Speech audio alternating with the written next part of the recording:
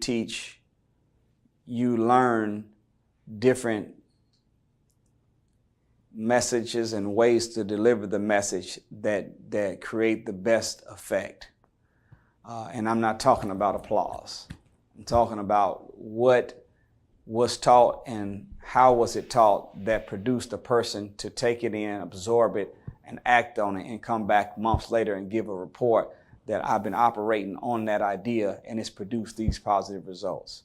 So those points that we learn from feedback caused me to say, well, what did I do that made that stick?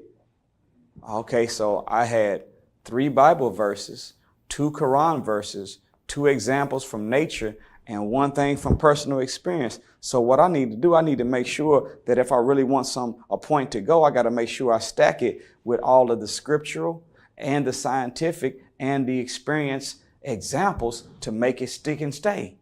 So learning that, and of course, still on the job training, we're learning, and I don't take it lightly. Just coming to interview today, I can't tell you how many times I've prayed, asking Allah to bless me with the perfection of His word. Bless me to represent Him and His message in a way that He and His Christ and His Messiah may be properly known in the hearts of men. And I always say at the end of it, I ask this not for my own personal sake of aggrandizement, but so that you and your minister and your messenger will be properly known in the hearts of men, not for me. So the greatest thing is that I've learned is to teach in a way that you're not trying to get people to be your student, but you're trying to get them to pull their desk next to yours and accept the same teacher you accepted. I want to talk about the famous book by Elijah Muhammad, How to Eat to Live. Where did Elijah Muhammad learn about food, and where did the idea to eat once a day come from? What a beautiful question. These 2 books, How to Eat to Live, Book 1 and Book 2, these are the supreme nutritional guide for man. They really represent the dietary owner's manual from God on how to get the best use out of this vehicle.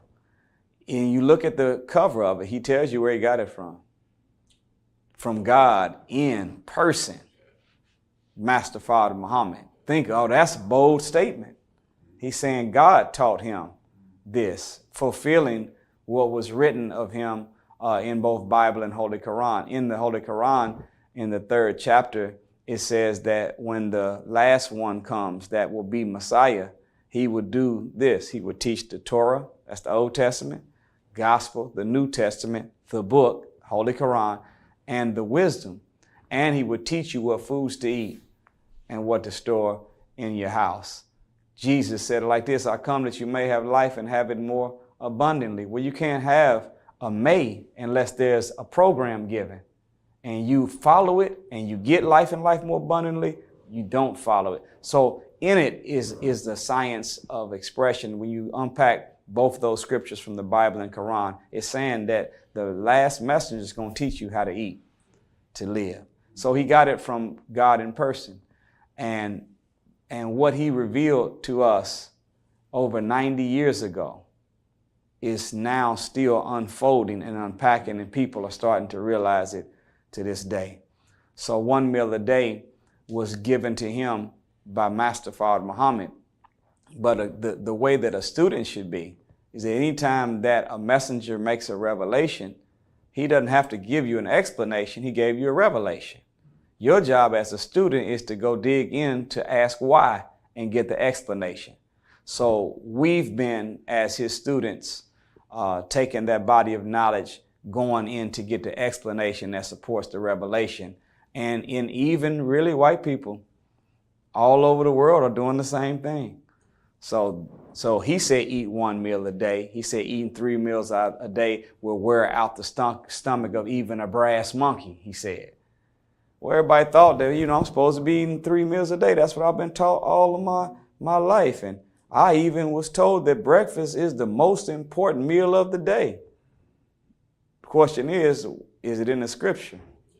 Where'd you get it from? God didn't say it. Kellogg said it. And they were trying to get you to buy the cereal that they was producing.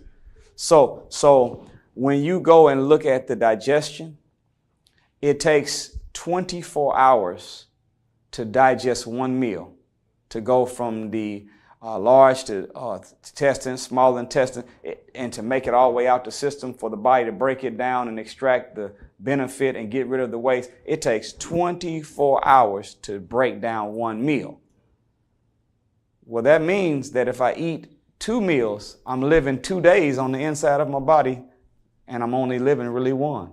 So I'm wearing out my system the more that I eat. He said eat 1 meal a day. What is he saying? It gives you your body a chance to break down that meal, extract that which is tonic, healing and good for you, and also break down and discard that which is toxic. But if you eat 3, now your body's still working on the tonic and the toxic from 1. Now you done slapped another meal on it. Now it's got to wrestle with the toxins from that. I can't get to all the toxins from the last meal because I'm working on this new. Then you come back with a snack. Then you come back. By the time we get finished with it, we are full of toxins. And we find ourselves suffering from illness and sickness unnecessarily.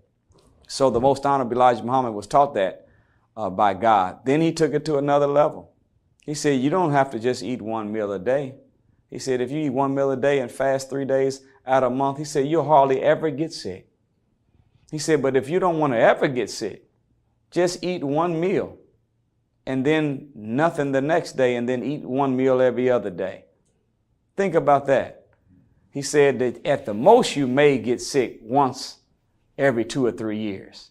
He said, but if you want to take it to another level, like the ancient patriarchs that lived to be 1,000 years of age, did you know that before Noah, all the way from Adam to Noah, the average life expectancy for man was 912 years of age?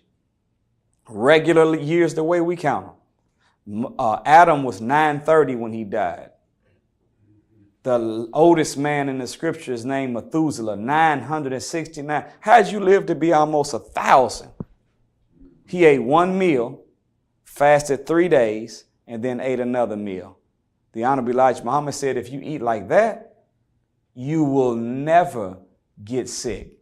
Your body will never have enough toxins to even make you sick. So scientists are now bearing witness to it. You've seen them do these experiments on mice. And you know, the white man, he loves taking credit for everything. They call it the OMAD diet. OMAD is an acronym, 1 meal a day. It ain't talking about no Neanderthal. It's talking about what they borrowed from the wisdom that God gave the Honorable Elijah Muhammad that they want to take credit for. But that is the science of it. And the better and more we bring our lives to be disciplined to it, the better we'll be in health and spirit moving forward. And how was it for you initially transitioning to eat healthy when you started? Well, it was a challenge because it's more expensive. So, you know, I was used to, when we was coming up, we was used to going to Aldi's and just getting, you know, 600 cookies for $3. You know, frozen burritos for 27 cents a piece. And when I came up, I thought that Jesus sent ramen noodles. I thought God brought these. I was getting them for 17 cents a pack. Oh, I thought this was from God. So I ended up coming into the teachings and started to want to buy good produce, fresh produce, and heard the best of the fresh was organic.